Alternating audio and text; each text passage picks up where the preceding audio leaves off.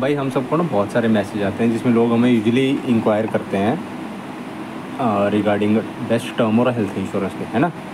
और पहले तो इंक्वायर करते हैं, उसके बाद पूछते हैं ये सब कुछ इतना एक्सपेंसिव क्यों है। और बहुत बार ऐसा होता है कि हम उनको प्रॉपरली कन्विंस नहीं कर पाते एक सूटेबल हेल्थ या टर्म इंश्योरेंस सेलेक्ट करने में उनके लिए और उनके फैमिली मेम्बर्स के लिए।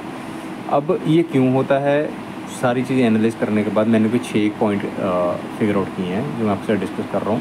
पहला पॉइंट है इमीडिएट ग्रेटिफिकेशन। हम सबको जो भी चाहिए इमीडिएटली चाहिए, ठीक है ना, इसलिए नॉर्मली वो चीज़ नहीं मिल पाती।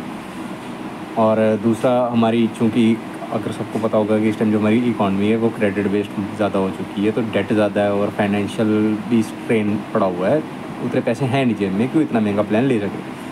तीसरा सबसे बड़ा पॉइंट कि फाइनेंशियल लिटरेसी की बात ही नहीं करी जाती कि हम फाइनेंशियली कितने एजुकेटेड हैं। हमें सिर्फ बेसिक्स भी नहीं समझाए जाते हैं फाइनेंशियल लिटरेसी के। चौथा मेजर पॉइंट है जो है इंश्योरेंस की परसेप्शन है जो मार्केट में बहुत ही ख़राब है। तो जहाँ पे भी वर्ड इंश्योरेंस आता है लोग बात ही करना बंद कर देते हैं इवन अपने फ्रेंड्स के साथ अगर वो इंश्योरेंस सेक्टर में काम कर रहे हैं तो।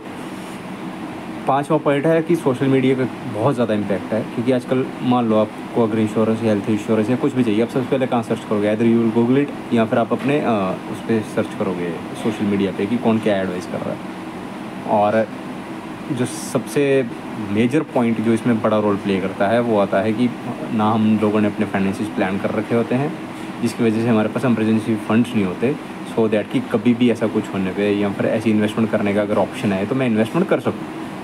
अब जब लैक ऑफ अंडरस्टैंडिंग है वो सेवरली इम्पैक्ट करेगी फाइनेंसिस को, जो कि ड्रिवन है एक्सटर्नल फोर्सेस से। एक्सटर्नल फोर्सेस कौन कौन सी इंप्लीमेंट होती है फाइनेंशियल प्लानिंग पे? सबसे पहले आती है आपकी सोशल मीडिया, फिर कोई देगा पैची एडवाइस। पैची एडवाइस क्या होती है कि सपोज़ आपने अपने भाई से बात करी, वो कहेगा म्यूचुअल फंड लगा लो, पापा से बात करी, वो कहेंगे एफडी करा ले। So this sort of patchy advice are always there.